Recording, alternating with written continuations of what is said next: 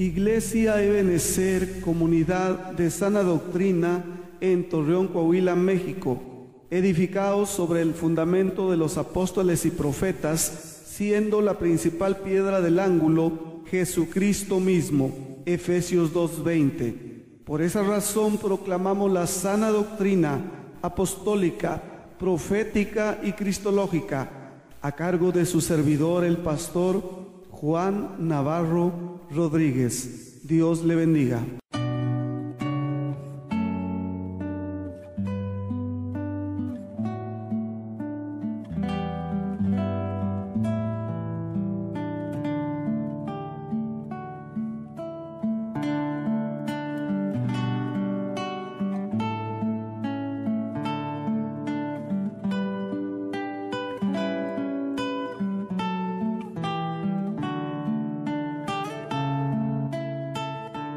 Este pasaje bíblico, hermanos, este versículo, quiero volverlo a repetir, Filipenses 1:27.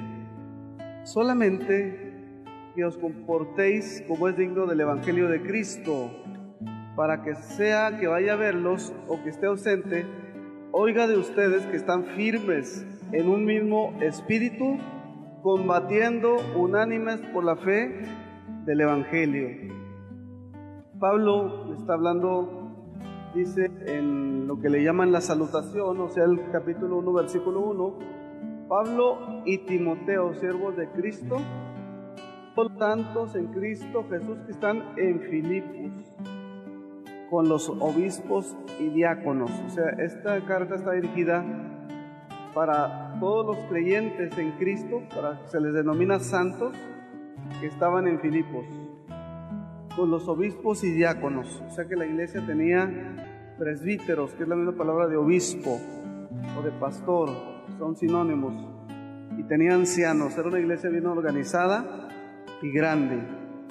De aquí, hermanos, de esta base bíblica quiero tomar varias palabras que usa Pablo, hablando de cómo quiere que andemos, que nos comportemos o que vivamos de acuerdo al Evangelio de Cristo, para que estén firmes, para que estemos firmes en un espíritu. Y luego la palabra que sigue es combatiendo unánimos por la fe del Evangelio. Esta es una palabra, hermanos, militar, ¿verdad? Habla de un combate, de un combate. Vamos a continuar, hermanos, primeramente Dios, esta mañana. El día de ayer estuvimos compartiendo el tema de la guerra espiritual. Dios bendiga a los hermanos que asistieron, y los que no vinieron, pues bueno, se perdieron de una enseñanza muy importante, hermanos, muy importantes. Y quiero pasar un poco, hermanos, a compartirles lo que la Escritura nos dice acerca de esta vida de lucha, acerca de esta vida de batalla del cristiano, lo que le llaman algunos, lo que algunos le han llamado la guerra espiritual. Compartíamos ayer, pero también cómo Dios nos ha provisto, hermanos, para este combate, para esta batalla. Una lucha en tres áreas. Repito lo que les decía ayer, casi toda la mayoría de libros que existen sobre la guerra espiritual están enfocados solamente en una área, en el diablo. Están enfocados hacia él. Y esa es una parte de la verdad. Una parte. Es cierto que el cristiano tiene un problema contra el enemigo de Dios, el mundo. Que el mundo es un enemigo del Hijo de Dios. Y también, número 3, el viejo hombre. Encontramos esa expresión en el Nuevo Testamento, el viejo hombre, o también naturaleza pecaminosa. Entonces son tres áreas en las cuales nosotros luchamos, hermanos, en nuestra vida cristiana, en nuestro andar. Y no es correcto ignorar ninguna de las tres. No es correcto. Y cuando abundan libros, muchísimos libros que han salido desde... Estábamos viendo una fecha, el día de ayer, este tema se hizo muy popular a través de los libros. que se han vendido, y es una doctrina novedosa que tiene aproximadamente entre 21 y 26 años. Más o menos lo que tiene esa doctrina. Y cuando estábamos haciendo un comparativo el día de ayer de la predicación del Evangelio que resurge en el siglo XVI a través de los reformadores como Lutero, como Zwinglio. Lutero fue alemán, Calvino fue francés, Zwinglio fue suizo. Entonces hubo reformadores muy importantes en diferentes países que Dios usó para retomar la enseñanza doctrinal bíblica, sobre la cual se fundamentó el cristianismo a partir del siglo XVI, porque recordemos que hasta el siglo III la historia de la iglesia, hasta antes de Constantino, la iglesia se mantuvo firme, fuerte, aún en la persecución, aún cuando eran muertos, hasta después del año 300, cuando Constantino, el emperador romano, toma el poder y que hace la religión oficial del Estado del cristianismo. Desde ahí, hermanos, entró toda la apostasía y toda la basura. Casi se perdió. Algunos dicen que se perdió, pero Dios siempre tiene un remanente fiel en algunos países, en algunos lugares. Y es desde ahí, desde el siglo III hasta el siglo XVI, más o menos, casi la época que se le llama como el oscurantismo, 1000 años, donde hubo un estancamiento en todos los campos, en la religión, en la ciencia, en la filosofía, en las artes, en todo. Y cuando viene el Renacimiento, después de la Edad Media, que también se le llama así, en ese tiempo es cuando ocurre la Reforma. Y se empiezan esos hombres, algunos de ellos tuvieron la bendición de ser gente educada. Y no me refiero a una educación cualquiera, sino que estos hombres podían leer directamente los escritos del hebreo y del griego, la palabra de Dios. Y en base a eso, Dios trató con ellos y empezaron a sacar y a proclamar la santa palabra de Dios de la manera correcta. Y hay muchos libros que dan testimonio de esa época, desde el siglo XVI, de estos grandes hombres de Dios. Después vinieron otros que también tuvieron una gran trayectoria, que se les conoce como puritanos, que también hay muchos libros muy buenos. Y los ministros de hoy, ellos predicaron lo que ellos enseñaron.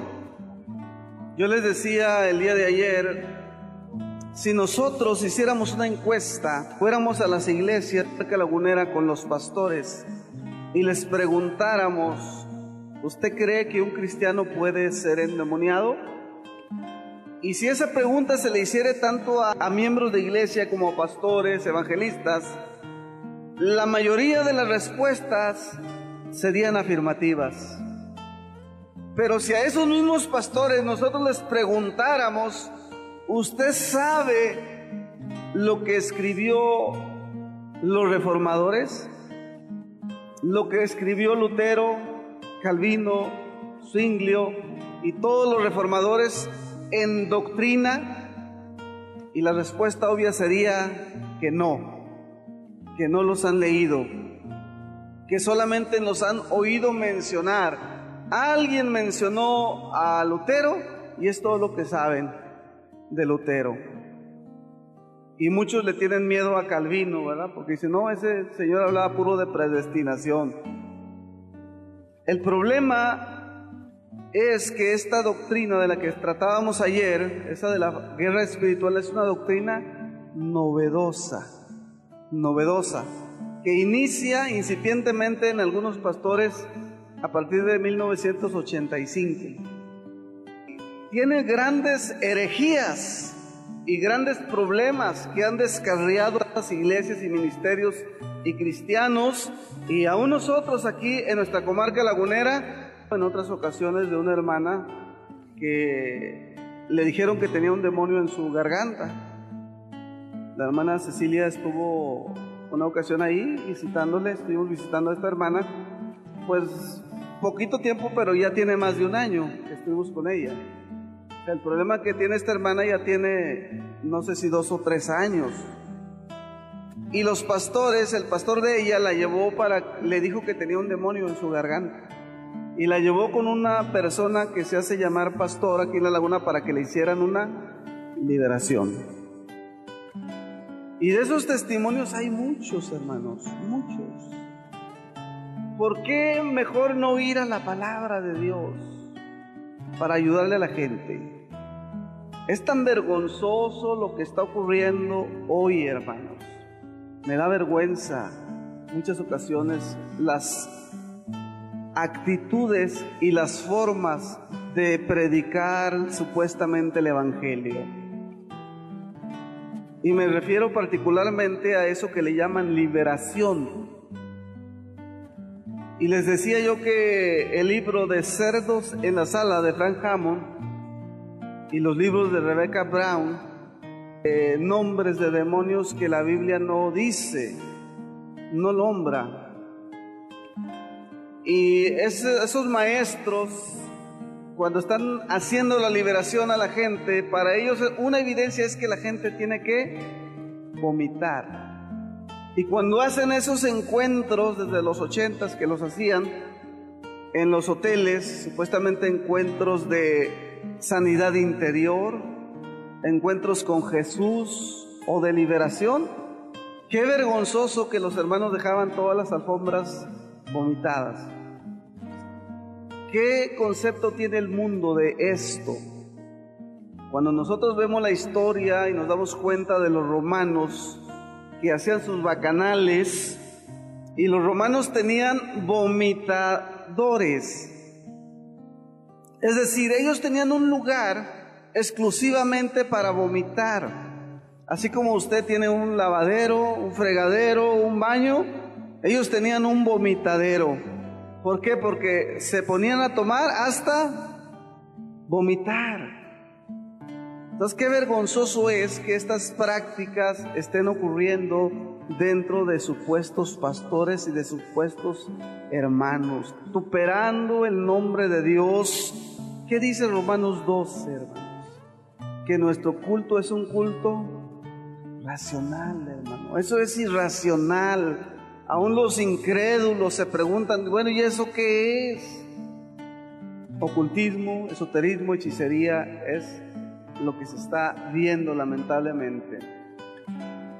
Y muchas de esas prácticas, hermanos, son vergonzosas para cada uno de nosotros, porque no somos ese tipo de cristianos, ni ese tipo de hermanos, ni de pastores que tienen esas prácticas tan nocivas. Quiero continuar, hermanos, diciéndoles que es importante que entendamos, tú enseña que sí hay una verdadera batalla, una verdadera milicia, es otro término, ¿verdad?, de militar, pelea en 3 áreas, hermanos: contra el diablo, contra el mundo y contra el viejo hombre.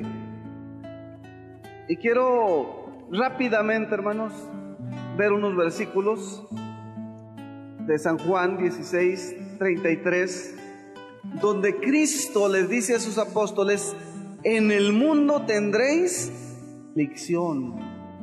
El mundo es un enemigo del Hijo de Dios. En el mundo tendréis aflicción. San Juan 16:33. San Juan 17, versículo 9, Cristo está haciendo lo que se conoce la oración intercesora. Y Él dice: Padre, no ruego por el mundo, sino estoy rogando por estos que tú me distes. Y el versículo 14 dice, Cristo dice que el mundo los aborreció a Él y a sus discípulos. Esa es parte de la lucha del cristiano, hermanos, con el mundo. Pero ¿qué es el mundo, hermanos? Es un sistema de gobierno del hombre. El mundo es el sistema de gobierno del hombre que gobierna sin temor de Dios y quien es un aborrecedor de Dios. Y los gobiernos del mundo, que son aborrecedores de Dios, están haciendo leyes que van en contra de Dios mismo. Por ejemplo, voy a mencionar solamente 3. El aborto. ¿Qué es el aborto? Asesinar a un del seno materno. Ese asesinato, esa ley que los gobiernos hacen, es una ley que va en contra de la personalidad, del carácter de Dios, y que viola sus mandamientos: no matarás. Número 2, y esto está sucediendo en nuestro país, desgraciadamente. Número 2, que estos gobernantes de nuestro país, que se les llama la Suprema Corte de la Nación, han aprobado el matrimonio entre hombres con hombres y mujeres con mujeres. Y les están dando también el derecho de adoptar hijos. Esto, hermanos, que estoy describiendo, esto es a lo que la Biblia le llama el mundo. Cuando el hombre gobierna, hace sus leyes, pero están en contra, violan las leyes del Dios eterno, el creador del universo. Hubo algunas respuestas que vi por televisión de parte de gente, tanto políticos como sacerdotes católicos. También Chuy Olivares hizo una predicación muy buena acerca de la homosexualidad. Pero los mismos políticos dicen que los ministros, o sea, un ministro de culto es un sacerdote o un pastor, es un ministro de culto ante la ley. Y dicen los políticos, o sea, los que están en el poder, dicen que nosotros, los ministros de culto, no tenemos ningún derecho de decir nada, porque se nos va a aplicar la ley y se nos va a castigar. Porque lo que dice la Suprema Corte de Justicia de la Nación está por encima de todo. Y nosotros solamente tenemos que someternos. Eso es lo que están diciendo algunos políticos. Pero cuando nosotros nos damos cuenta de todo esto, hermanos, del aborto, del matrimonio entre homosexuales, ¿qué sucede? Que tenemos ahí en el poder, en la Suprema Corte de Justicia, entre los senadores, entre los diputados, entre los gobernadores, gente de mente depravada. Es lo que está ahí esa gente, hermanos. ¿Y qué le van a decir a Dios cuando mueran? ¿Qué cuenta le van a dar a Dios? Se van a ir directo al infierno, a la condenación. Porque Dios, hermanos, la Biblia enseña que Dios destruyó 2 ciudades grandes, Sodoma y Gomorra. Porque esos hombres que vivían en esa ciudad eran hombres perversos y depravados, homosexuales, que se habían depravado totalmente. Y Dios tuvo que descender a destruirlos, a aniquilarlos. Y tenemos que predicar que el carácter de Dios es también fuego consumidor para el rebelde, para aquel que no tiene ningún temor de Dios y que no le importa un comino Dios. Como estos señores que están haciendo ese tipo de leyes. Si no se arrepienten, su destino será el infierno. Pero otro caso también es que quieren legalizar, no sé si usted lo haya escuchado, a las drogas. Todo esto que estoy mencionando, hermanos, ¿qué es el mundo en la Biblia? Es el sistema de gobierno de los hombres hacia los hombres, pero sin tener en cuenta a Dios. No les importa lo que la Biblia diga de moral. No les importa la moralidad. Los apóstoles, cuando fueron tomados y azotados, en el libro de los Hechos, nosotros tenemos que obedecer a Dios antes que a los hombres. y no podemos dejarnos envolver por el mundo. Yo vi que aquí, hermanos, en la laguna le andaban preguntando a la gente con el micrófono: ¿usted qué opina del matrimonio gay? Y muchos dijeron: pues yo creo que está bien que tengan sus derechos. A mucha gente de aquí, de la comarca lagunera, le preguntaron. Ojalá que nosotros tengamos cuidado si nos preguntan, no sea que estemos en contra de Dios, no sea que estemos en contra de Dios, porque Dios es claro en su palabra, hermanos. Y los que practican todas estas cosas, dice la Escritura, no heredarán el reino de Dios, y están bajo la ira de Dios. Están bajo la ira de Dios, hermanos. La siguiente cita, hermanos, está en Romanos 6.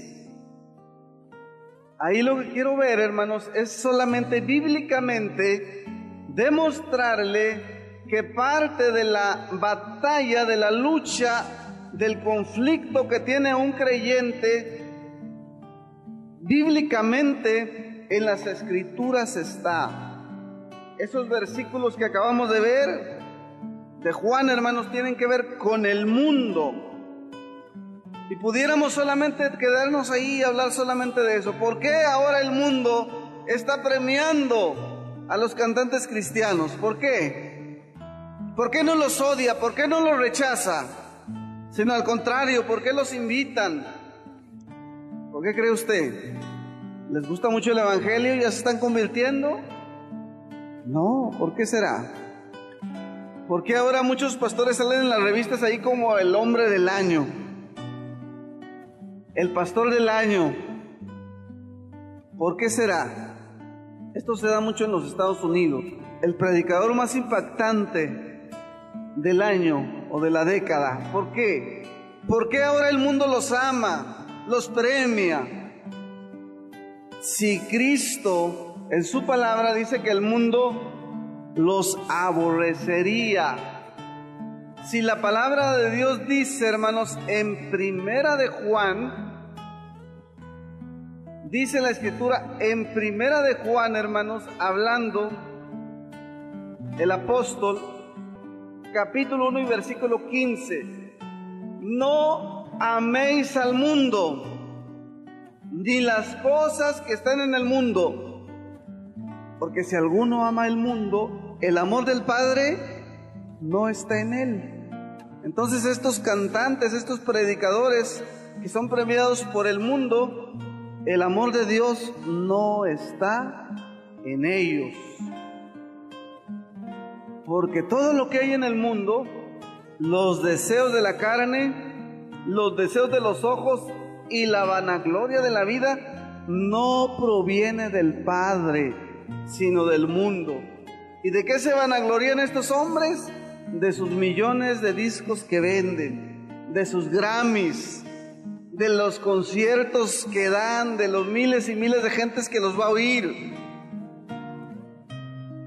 Pero lamentablemente el amor del Padre no está en él. Los deseos de Dios no están en el corazón de estos hombres, sino la vanagloria de la vida que no proviene de Dios, sino del mundo. Versículo 17. Y el mundo pasa y sus deseos.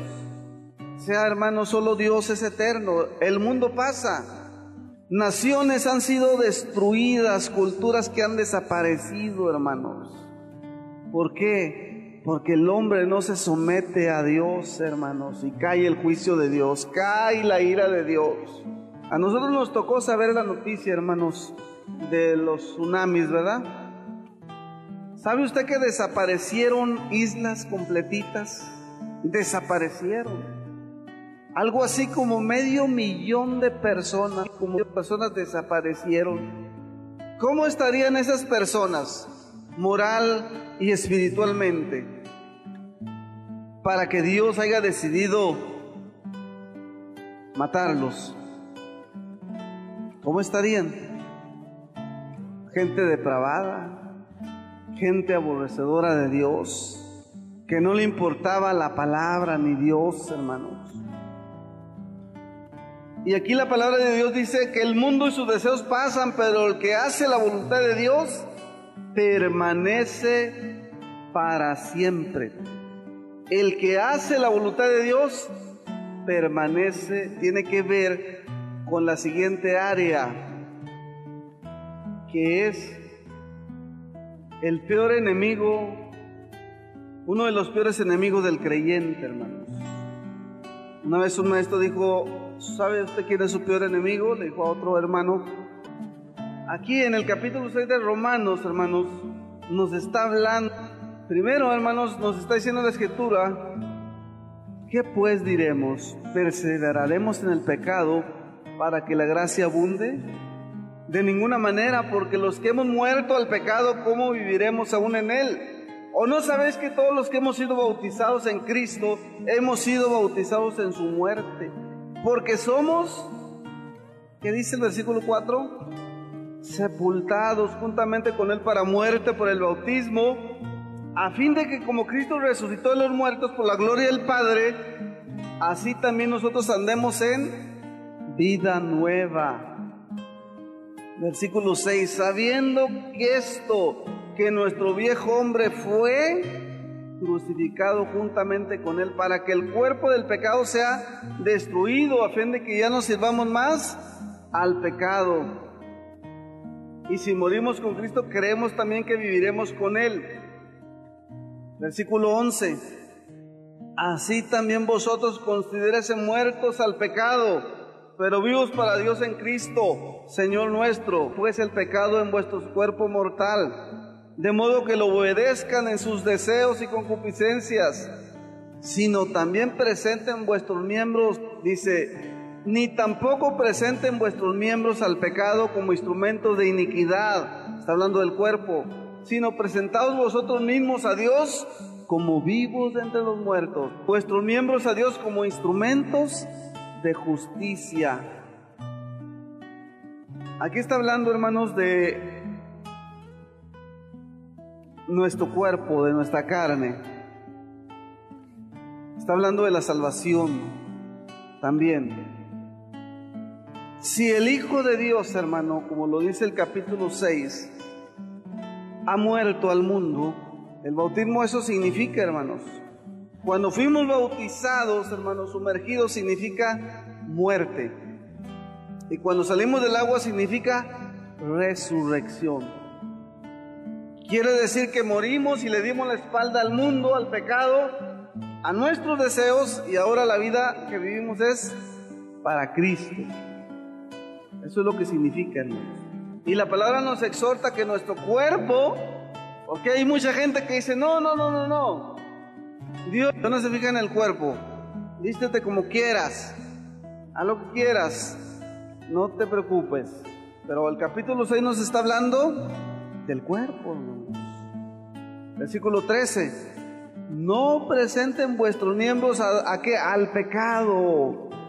Nuestro cuerpo, no tenemos por qué, nada de nuestro cuerpo tiene que ser llevado al pecado, nada, como instrumentos de iniquidad, sino darnos a Dios como vivos de entre los muertos, como instrumentos de justicia. Amén, hermanos. En Gálatas 5, hermanos, describe esta situación desde el versículo 16 hasta que termina el capítulo. Y mucha gente ha malinterpretado estos versículos. El versículo 17 habla de que dentro de nosotros hay una lucha, hermanos, porque el deseo de la carne es contra el espíritu y el del espíritu es contra la carne, y estos se oponen entre sí para que no hagan lo que quieren. Hay una lucha espiritual dentro de cada uno de nosotros. Y luego, a partir del versículo 19 hasta terminar el capítulo, hace una analogía, una comparación entre el viejo hombre y sus obras y el cristiano sometido al Espíritu de Dios. Muchos han malinterpretado esto que la Biblia le llama las obras de la carne, y dicen muchos que son espíritus. Es un grave error de interpretación, es un grave error. Una vez me llegó un mensaje a mi celular y me decía: ore por espíritu de adulterio. Espíritu de adulterio. Y ahí hasta en los cantos lo traen, ¿verdad? Espíritu de mentira, huye. Espíritu de miedo, huye. Y espíritu de error, huye. Y ahí están hablando de no sé qué tantos espíritus. Espíritu de gorditas, huye. No, ¿verdad? No, ese no, ni el de Coca-Cola. Esos dicen: vengan. Qué ridículo es interpretar de esa manera la Biblia, ¿verdad? Pero la Biblia manifiesta son las obras de la carne y empieza a relacionarlas, hermanos.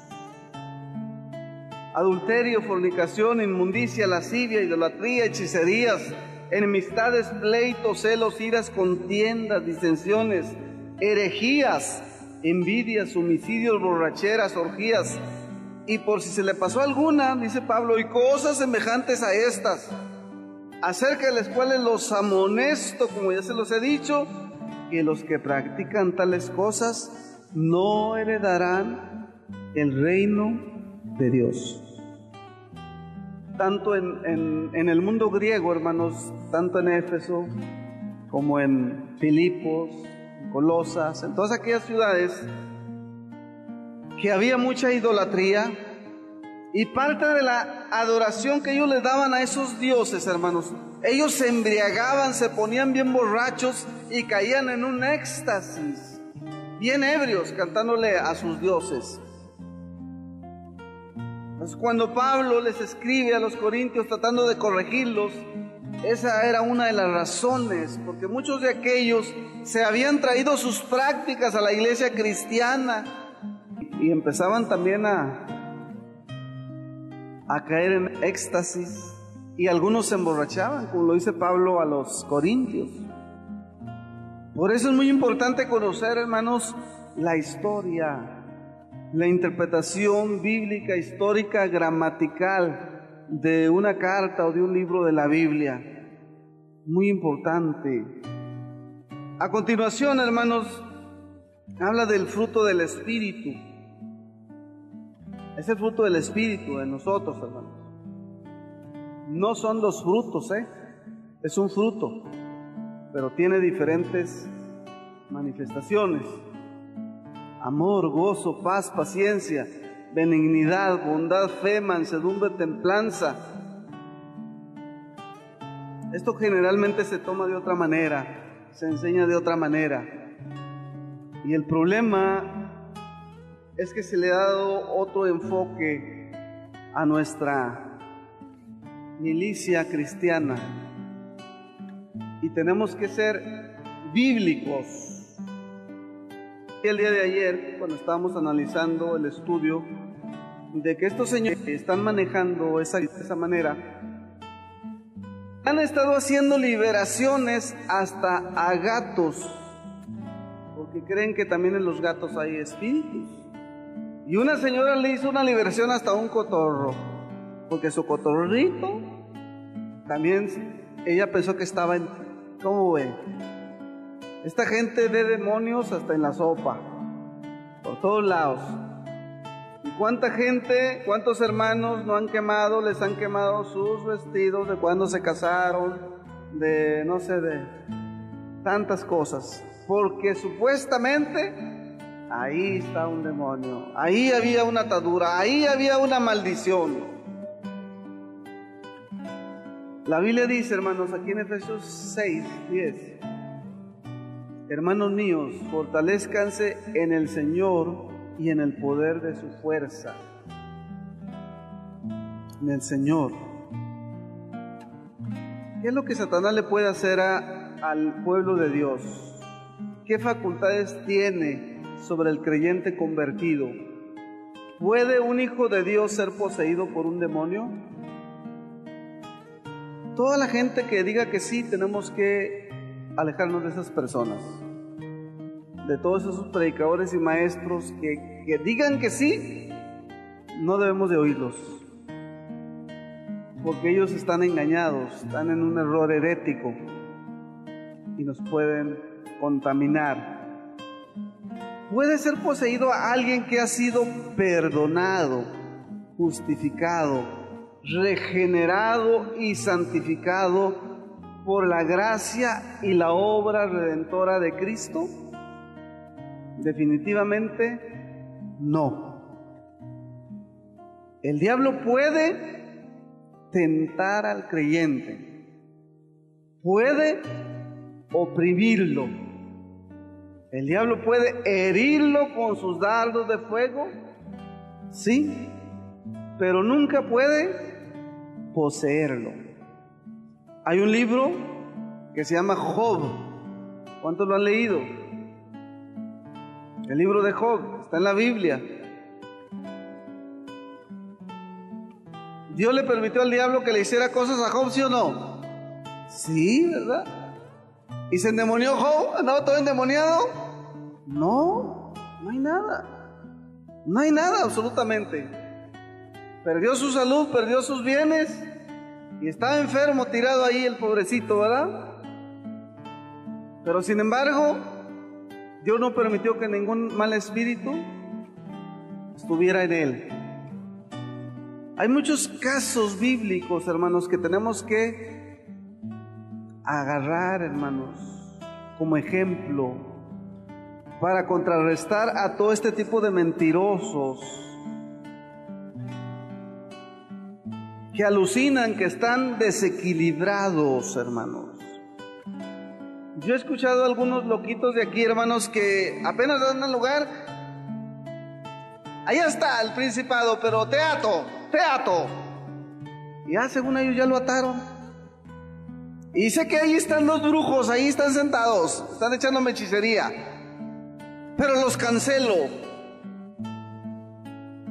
¿De dónde sacaron todas esas ideas, hermanos? ¿De la Biblia? ¿Eso enseñó Cristo? ¿Eso predicó Cristo? ¿Pedro, Juan, Pablo?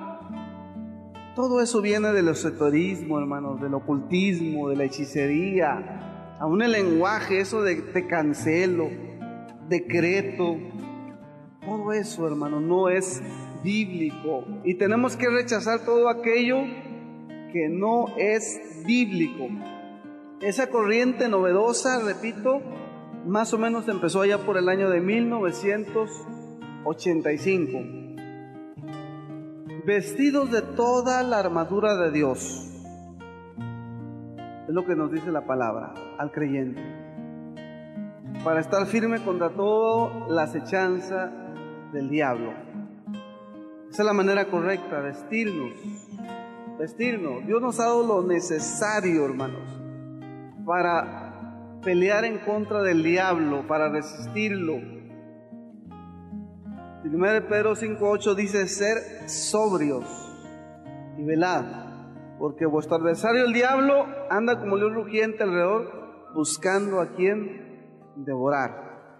Sobrios, estar alerta.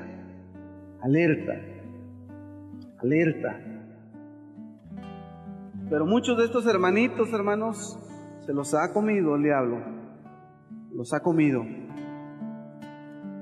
Se los ha comido. Porque el diablo, hermanos, es un engañador que pone un cebo para que la gente caiga. Así cuando quiere usted atrapar un ratón, ¿verdad? Le pone queso ahí a la ratonera. Porque el queso está muy rico y dice, ese ratoncito vas a verlo. Anda el ratón ahí haciendo averías en la cocina.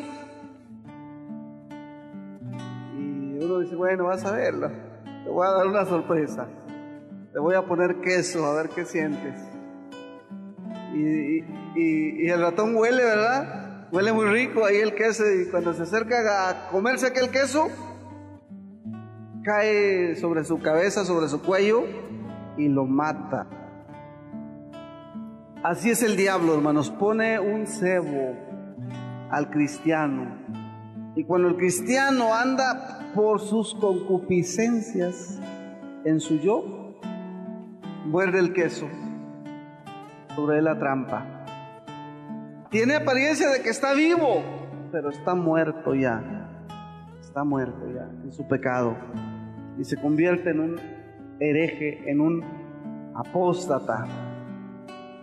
La palabra que viene aquí, hermanos, en Efesios, hermanos, como las acechanzas del diablo, del griego metodeia, es exactamente lo que le estoy diciendo. Se traduce como engaño, como la astucia de Satanás. Astutamente lo hace. ¿Y cuántos cristianos no ha engañado, hermanos? Muchos, a muchos, infinidad de creyentes, hermanos, por la ignorancia de las Escrituras, hermanos. Necesitamos desesperadamente la Biblia, hermanos. Leer y leer y leer las Escrituras. Fundamentarnos en la Biblia y rechazar todo lo que no está de acuerdo con las Escrituras, hermanos. Es muy vergonzoso lo que está pasando hoy en día. Muy lamentable. Tantos hermanos. Esa hermana de la que les comenté hace rato es una hermana que, si fuera con un psicólogo, le diría que está perturbada, porque está perturbada. Tanto la gente, hermanos, que se expone y que cree todas esas tonterías de que tiene una maldición generacional, de que pues tu abuelito era un borrachote, un alcohólico, un marihuano, tu papá era así y tú tienes que ser así. ¿Es una maldición? O que si alguien se murió de cáncer, igualmente el hijo y el nieto se van a morir de cáncer. Eso no es lo que dice Éxodo 20, hermanos. El día de ayer estábamos explicando ese versículo. Yo soy tu Dios que visito la maldad de los padres sobre los hijos. No tiene que ver nada con una maldición generacional. Tiene que ver con los valores en el hogar, al hijo, al miembro de familia. Pero gente sin escrúpulos malinterpreta la palabra para decir lo que le viene en gana, para apoyar sus herejías y sus mentiras. Pero la Biblia no enseña eso, hermanos. No lo enseña. Entonces el diablo los lleva al error. Caen en error. Caen en el engaño. El versículo 12 dice que no tenemos lucha contra carne y sangre, hermanos, y con sus principados y potestades y gobernadores de las tinieblas, huestes espirituales de maldad en las regiones celestes. Efectivamente se trata de espíritus de cierta jerarquía, pero nada más. Es lo que dice la Biblia. Pero hay quienes dicen que son espíritus territoriales y hacen sus cartografías. Entonces, yo les comentaba ayer que este tipo de Costa Rica, en un libro que él escribe, dice que él y un compañero de él son los únicos que han subido al monte Everest, pero no que fueron a practicar alpinismo, ¿no? Sino fueron allá porque el Espíritu de Dios les ordenó que fueran a hacer guerra espiritual contra los principados de las naciones. Y ellos han estado ahí en el Everest, han estado en los lugares como Machu Picchu, las pirámides y en todos los lugares ceremoniales de culto y de masacre que hubo en la historia a través de los pueblos indígenas o algunos europeos. Porque según ellos ahí es donde se concentran las jerarquías estas que dice Efesios 6. Los principados, según ellos ahí están. Y ellos se van ahí a luchar en contra de ellos, a vencerlos, a derrotarlos. Luego ya van a predicar y la gente se convierte muy fácil, porque ya vencieron allá al principado. ¿Dónde dice la Biblia eso, hermanos? ¿Hay un modelo bíblico que enseñe eso? No. Pero ese Señor dice que Él es un profeta, un apóstol de apóstoles y que Dios se lo reveló. y que es un honor para nosotros poder Él enseñarnos y meternos en la revelación y en la plenitud del Espíritu. Ese hombre es Ronnie Chávez, hermanos. Es gente que tiene dinero, que están haciendo unos lugares impresionantes, hermanos. Se han hecho millonarios a través de la fe, vividores, mercaderes. Pero los tontos, ignorantes de las Escrituras están convenciendo con sus mentiras. Los que no conocen la Biblia, los que no están fundamentados en las Escrituras, están siendo arrastrados al error, a la mentira. No se puede, hermanos, malinterpretar las Escrituras. No se debe, porque hay un juicio de Dios sobre todo el que se atreva a enseñar contrario a las Escrituras, darle otro sentido al texto. Hay un juicio de Dios. La Biblia dice que los que enseñamos la palabra seremos con más severidad juzgados. Imagínense los que son apóstatas y herejes. Nos está esperando, como dice Judas, el más negro de los infiernos.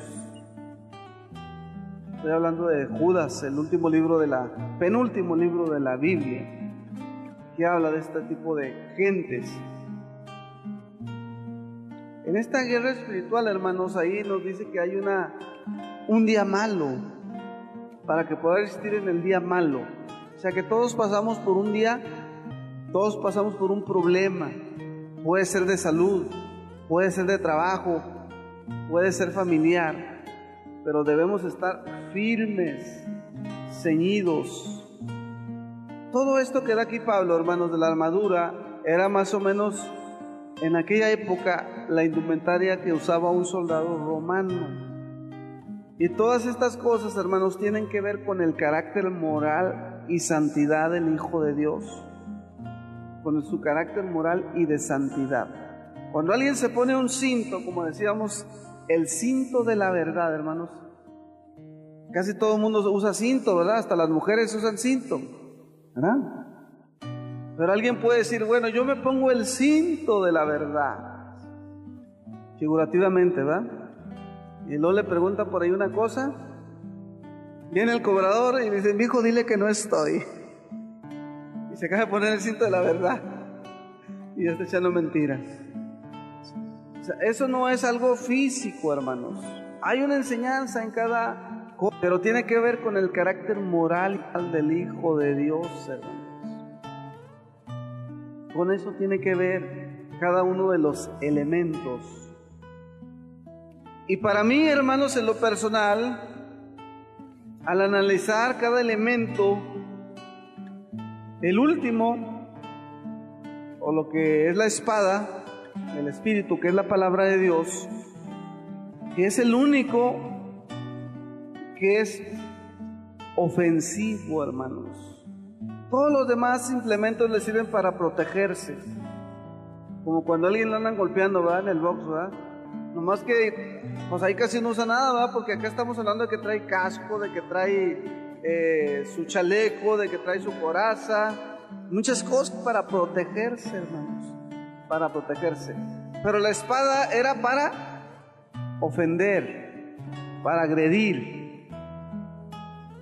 Y es la palabra de Dios, hermanos, la que quiere ser usada para derribar todos los conocimientos que se levanta en contra de Dios, para derribar toda mentira. Por eso debemos conocer la palabra, hermanos. Si usted no sabe manejar la espada, yo creo que en todas las casas, en todos los lugares tenemos por ahí un cuchillo, ¿verdad? En la cocina hay que partir tomate, hay que mochar chile, a veces carne, ya de vez en cuando, pero no permitimos que los niños agarren el cuchillo, ¿verdad? Mucho menos si está filoso. ¿Por qué? ¿Qué pasa si un niño agarra un cuchillo? ¿Se puede él solo herir? Con esta pequeña ilustración le quiero mostrar, hermanos, que la palabra de Dios, en esta analogía, que es una espada, y es una espada de dos filos, o sea, tiene filo por los dos lados. Se tiene que saber usar, hermano. Hay mucha gente que sabe cómo usa la Biblia, la abre en el Salmo 91 y la pone ahí y se acuesta. Ahí la tiene como si fuera un amuleto, un fetiche poderoso para cuidarlo. Anda por allá en el baile, tomando, pecando, llega a su casa y se va a acostar y ves la Biblia en el Salmo 91 y se acuesta. Otra gente agarra la Biblia y la usa para golpear a los niños, ¿verdad? Como si fuera una varita de corrección. Pero la espada, hermano, la palabra, Dios quiso desde él. Si usted lee Éxodo, cuando Dios les habla a los judíos, Dios quería que todos, cada hombre le enseñara a sus hijos la palabra de Dios. Estuviera en la mañana, mediodía y en la tarde diciéndole la palabra de Dios. Porque el conocimiento de la palabra de Dios es conocer a Dios. Es la misma vida eterna, hermanos. Es sabiduría, es bendición conocer la palabra. Es un peligro, hermanos, porque la van a malinterpretar, porque se van a hacer daño ellos mismos. Por eso tenemos que enseñar siempre la palabra de Dios. Tenemos que usar siempre la palabra de Dios, hermanos, leerla y entenderla constantemente. Que eso es lo único que nos da vida espiritual, que nos da fortaleza, hermanos. Si nosotros no tomamos tiempo para leer la Biblia, hermanos, vamos a estar débiles, hermanos. Debemos conocer el error y para predicarla, para exponerla correctamente, hermanos. Ese es uno de los grandes problemas que hay hoy en la iglesia, un reto de un verdadero hijo de Dios, llenarse de la palabra y conocerla, para saber exponerla. Nos puede dar coraje la herejía, hermanos, la mentira, el error. Nos puede llenar de celo, pero necesitamos conocer la palabra para debatir el error, para señalarlo bíblicamente. Dice la Escritura en 2 Timoteo 3:16 que entre otras cosas la Escritura es para corregir, pero mucha gente no está dispuesta a la corrección. Pero tenemos que hacerlo, tenemos que corregir. Tenemos que corregir, hermanos. Todo lo que está chueco, torcido, hay que corregirlo. Y hay mucho que corregir, hermanos. Todo lo que nos dice aquí este pasaje, hermanos, hemos visto, hemos hablado ya con anterioridad de cada uno de estos elementos. El Evangelio, ceñidos los lomos con la verdad, vestidos con la coraza de justicia, llevar el Evangelio y el reino de Cristo, hermanos. Todo esto tiene que ver, hermanos, con una palabra hebrea, cuando habla del Evangelio, una palabra hebrea que es shalom, que significa paz, la paz. El Evangelio, hermanos, cuando llega al hombre, le da paz, pero no la paz del mundo. O sea, la paz del mundo es circunstancial. O sea, si hay una balacera, no hay paz, ¿verdad? No hay paz. Pero el Hijo de Dios, hermano, tiene paz dentro cuando Dios lo perdona, cuando Dios lo redime. La paz de Dios tiene que ver con su espíritu, con su estado espiritual. Por eso cuando Pablo, hermanos, estaba preso, él estaba preso. Sin embargo, él estaba cantando y alabando porque sus circunstancias físicas no tenían que ver con su circunstancia espiritual. Era muy diferente. El pueblo de Dios, hermano, puede estar atribulado físicamente, puede tener un problema familiar, económico, de enfermedad.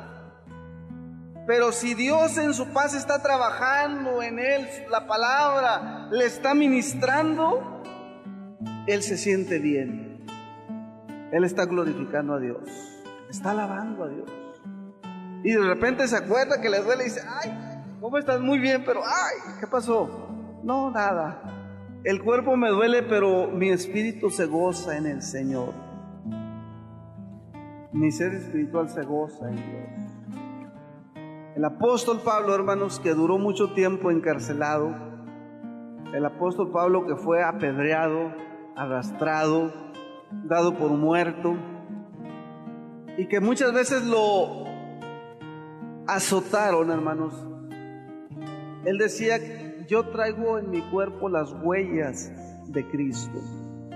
¿Cuántas cicatrices no traería él en su cuerpo, hermanos? ¿Cuántas veces no lo quisieron asesinar? ¿Cuánto sufrimiento en las mazmorras, hermanos? No había luz, hermano, no había agua por... Ahorita aquí te ponen huelga, ¿verdad? Porque cualquier tontería. Pero ese hombre, hermanos, era, si nosotros leemos, hermanos, lo que él decía, hermanos, él estaba preso, hermanos. O sea, su presente de él, que estaba preso, que no estaba en un lugar cómodo, que no podía hacer lo que él quería, sus limitantes físicas no lo limitaban espiritualmente. Él seguía escribiendo la palabra de Dios, amonestando y alertando y animando al pueblo de Dios, particularmente ahí en Filipos, en ese capítulo 1. Está amonestando y está animando a los santos de Dios de Filipos a que permanezcan, a que otros se están animando a predicar, al ver el valor de Pablo. Ese es el verdadero evangelio, hermanos. Esa es la verdadera batalla espiritual. Esa es, hermanos. No las mentiras que nos vienen a platicar estos señores, que están enfermos, que están desequilibrados. Una característica, hermanos, es que toda esa gente que anda metido en eso, de esa falsa guerra espiritual y de la liberación, es que ellos mismos en un momento dado son poseídos por malos espíritus, aquellos seguidores de ellos. Y esa característica, hermanos, la compartimos aquí cuando hablamos sobre la investigación que hicimos de avivamiento. De aquellos grandes, supuestamente grandes avivadores, tuvieron problemas y se enfermaron, según los reportes, espiritualmente enfermos. ¿Cómo ven los reportes? Porque no edificaron sobre la palabra de Dios, hermanos. Ellos querían sentir algo, andábamos en la búsqueda de un sentimiento físico, tener un contacto con un espíritu, al que muchos le llaman el Espíritu de Dios. Pero la Biblia dice, tengan cuidado, prueben los espíritus, porque no todos son de Dios, hermanos. El diablo es un experto imitador. Termino diciéndoles, hermanos, cuando Moisés fue enviado por Dios a Egipto para hablar con el faraón y él exhibió el poder de Dios, había unos magos ahí que hicieron algo muy parecido. Así hoy en la actualidad, hermanos, hay muchas personas, usted puede verlos en la televisión, paranormal, andan viendo casas embrujadas, gente que está poseída, que ahí se aparecen espíritus, y gente perversa, depravada, que se hace llamar armonizadores. Ellos tienen la facultad de ir y armonizar aquella casa, echar todo mal espíritu y arreglar todo el problema. Esto se está viendo entre gente pagana, gente esotérica, en el catolicismo romano, que Dios le habló, que Dios lo sanó, que Dios le hizo un gran milagro y que Dios le dijo que iba a ser usado con milagros.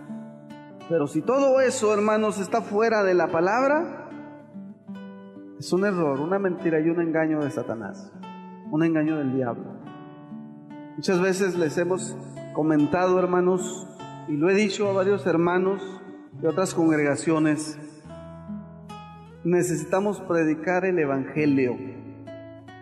Cristo no nos mandó a hacer campañas de sanidad divina ni de liberación. Es un postulado totalmente herético, hermanos. Cuando estudiamos lo que es redención, justificación, es exactamente liberación. Cuando Dios salva a una persona y la convierte, en ese momento la estás liberando del pecado, del infierno, de todo mal espíritu, de toda maldición, si es que la hubo. En ese momento, no en otro, no es en partes, de que hoy te salvó el Señor, pero después te van a hacer una liberación y que después, no es cierto. Tenemos que tener mucho cuidado, hermanos, con todos los errores que están ocurriendo hoy en día. Y tenemos que conocer la palabra de Dios, hermanos, conocerla, para poder presentar una defensa de nuestra fe, para poder presentar una exposición de la palabra y poder bíblicamente, hermanos, demostrarles que están en un error todos esos hermanos y predicadores que están haciendo esas abominaciones delante de Dios. No sé si les platiqué, cuando vino Bolaines, hermano, hace como 3 años, la primera vez que vino aquí al Estadio Rosa Laguna, yo estaba ahí adelante en el césped, en el acceso principal, y metieron a una muchacha cargada, así en hombros, endemoniada. La llevaba así un muchacho y toda se torcía, y la llevaba para allá, para adentro, para que oraran por ella, para que le sacaran el chamuco. Y el señor Bolaines dijo: no saquen eso, llévenselo, yo voy a predicar. Así dijo, ahí estaba. Les dijo a los demás pastores: no, llévense eso ustedes allá a ver qué hacen, yo voy a predicar. Luego después les dijo a los demás pastores: es que el diablo quería hacer su show, pero yo no le hice caso, no caí en su juego.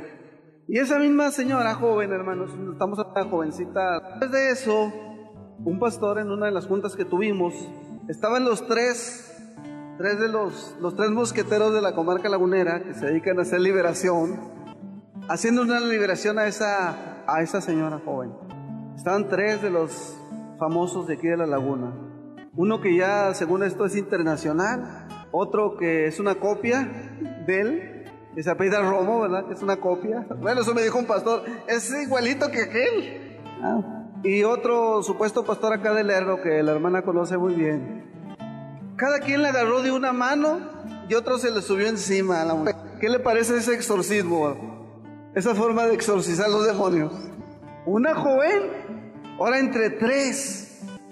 2 la agarraron, uno con cada mano, y el tercero se le subió encima. ¿Qué le parece? Dios me libre que digan: tú eres ese tipo de pastores que me digan a mí: tú vas a hacer liberación. Dios me libre de hacer eso. Eso es vergonzoso, hermanos. Esas prácticas son vergonzosas, aberrantes. Ni Cristo, ni los apóstoles, ni nadie, hermanos, anduvieron allí agarrando a la fuerza a la gente, hermanos. Cristo no nos mandó, hermanos, andar echando demonios, a los endemoniados, agarrarlos y echarles el demonio. Quiero repetir lo que Cristo ordenó en Marcos 16: id y predicar el Evangelio. Y en Mateo 28, id y hacer discípulos. Esa es la orden, hermanos. Cuando nosotros predicamos el Evangelio y que la gente se salva, hermanos, mucha gente que está enferma es sanada, sin orar por sanidad. Nada de que estuve orando. No, lo salva Dios y la sana. Cuando se enseña la palabra de Dios, gente, hermanos, que ha sido poseída sin hacerle ninguna liberación, cuando recibe a Cristo, es libre. Nada de que. Y es muy triste, hermanos, que muchos pastores en este punto, muchos pastores entre comillas, de sana doctrina, todavía tienen un 3 de calificación en esto de la guerra espiritual. Sí, porque muchos creen que sí hay que hacer liberación. No, hermanos, definitivamente no. Yo no sé, las hermanas vieron cuando llegó la señora aquí, que llegó una señora aquí abajo con un dolor en su pecho, que se estaba muriendo. ¿Se acuerdan? Hay varias que lo vieron, ¿se acuerdan? Esa señora tiene una vecina que es bruja y hace brujería, y siempre le está haciendo cosas ahí y la tiene embrujada, siempre le hace mal. Y eso que ella traía eran porque el diablo así la quería matar. Yo solamente, hermanos, si ustedes recuerdan, yo solamente estuve diciéndole textos de la palabra de Dios a ella. Ni siquiera le hablé a ningún espíritu, ni siquiera les hablé. que yo le dijera, vete diablo. No, porque la Biblia dice, dice esto. Un ratito se vino, se subió, no le dolía nada. O sea, terminó el culto y ahí estaba comiéndose unos tacos afuera. Hasta, ya ni la conocía yo, traía lentes. Hermano, véngase a comer. Pero otras personas, hermano Lulu, empiezan ahí. Loco, ¿quién eres tú? A ver, ¿contra qué vamos a pelear aquí? ¿Verdad? Y hacen ahí un relajo, ¿verdad? Antibíblico. O sea, nosotros tenemos que saber la Biblia, hermano, porque si por ejemplo yo digo en Romanos 8, los versículos que dicen, ¿qué nos separará del amor de Dios? Y yo siempre le hablo a las personas, hermano, cuando yo veo a una persona que tiene un problema, que lo que sea, yo me digo a la persona, la Biblia dice la Biblia esto, ¿qué nos separará del amor de Dios? Hambre, persecución, angustia, cuchillo, peligro, desnudez, principados, potestades. Dice, ni lo alto ni lo bajo, ninguna cosa creada nos puede separar del amor de Dios. ¿Qué? Nada nos puede separar. La Biblia dice en Colosenses que Dios nos sacó del reino de las tinieblas y nos ha traído al reino de su Hijo amado. Antes, cuando éramos hijos de ira, estábamos bajo la influencia y el poder de Satanás, como dice Juan el apóstol en el versículo 19, primera de Juan, el mundo está bajo el maligno. No significa que está poseído, está bajo la influencia del maligno, así como lo están ahorita que expliqué lo que es el mundo. ¿Qué es el mundo? El sistema de gobierno de gente corrupta que aborrece a Dios, que no teme a Dios, que no se somete a la palabra. Mucha gente está influenciada por el maligno, pero no está poseída por el maligno, aún inconversos. Hay muchos pasajes que nosotros tenemos que saber de memoria, hermanos. Vamos a decir textos. La palabra de Dios dice esto. Y siempre a la persona. Porque Cristo ya venció a Satanás, hermanos. El diablo es un enemigo derrotado. Está derrotado.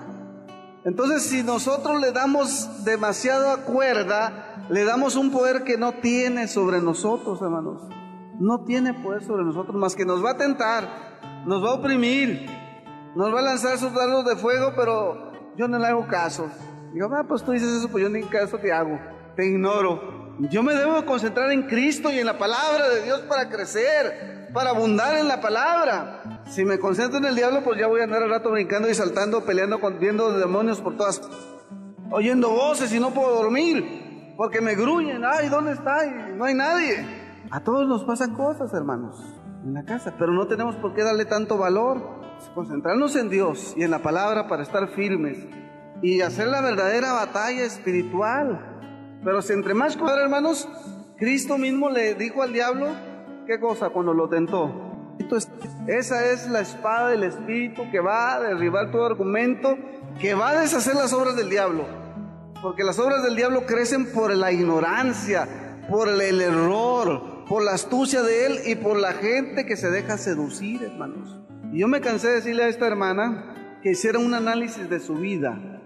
Yo le digo, cuando alguien dice, hermanos, fíjese, no, termino ya. Cuando alguien dice que un espíritu no lo deja en paz y que le pone mucha lata y que el demonio y que no sé qué, yo le digo, ¿sabe qué? Analice su vida. Recuerde cómo se arrepintió usted, cuándo lo salvó el Señor, porque muy probablemente usted no sea salvo. Y yo le hice a esa hermana que hiciera un análisis sobre su vida. Y yo cuando le dije, dígame usted dónde se convirtió. Dice, bueno, pues yo fui a la iglesia y cuando el pastor dijo, ¿cuántos se quieren bautizar? Yo digo, no, hermano, es que eso no es convertirse. Sí, porque el pastor dijo que el que bautizados y convertidos para perdón de pecados. Entonces yo me bautizo. No, hermanos, no es por un rito o por un sacramento la salvación. O sea, es bien importante porque la gente da por hecho de que todos son cristianos los que están en una iglesia, pero la realidad es que sí se les puede llamar hermanos, pero la realidad es que la mayoría, si no han nacido de nuevo, pues no es un hijo de Dios. Que sí puede haber casos, hay algunos que dicen que algunos, pero hay otros que dicen que hasta el 40% de miembros de las iglesias están endemoniados. Lo mencionamos ayer. Dios tenga misericordia de esos maestros, de esos escritores. Dios tenga misericordia de ellos por todas sus mentiras, sus errores, sus herejías y sus blasfemias que están diciendo. Porque no podemos blasfemar en contra de la obra redentora del Hijo de Dios. No podemos. Tenemos que decir lo que implica la salvación, la regeneración. Cuando lo entendemos claro y lo analizamos, Estamos delante de su presencia, Padre. En esta tarde le alabamos y le bendecimos. Gracias por su misericordia, Señor, porque usted nos ha llamado, nos ha escogido, usted nos ha justificado, Señor. Nos ha corregido también de errores, de conceptos equivocados que en otro tiempo teníamos, Padre. Queremos seguir caminando, Señor, en su verdad. Queremos seguir creciendo en su palabra. Sabemos que el mundo nos aborrece, Señor, que cuando exponemos tu verdadero evangelio somos rechazados. Sabemos, Padre, que hay un enemigo, Señor, que está derrotado. Sabemos, Padre, que hay una lucha contra nuestra carne, contra el viejo hombre. Pero sabemos que si permanecemos fieles en Apocalipsis, sé fiel hasta la muerte, y yo te daré la corona de la vida. Sabemos, Señor, que debemos de permanecer y no menguar, Señor, sino permanecer cada día creciendo en su palabra, cada día exponiéndonos a las Escrituras, a la palabra, para que se nos quite todo falso concepto, Señor, toda falsa enseñanza que se aleje de nosotros. Pero para eso necesitamos crecer en el conocimiento y en la exposición de su palabra.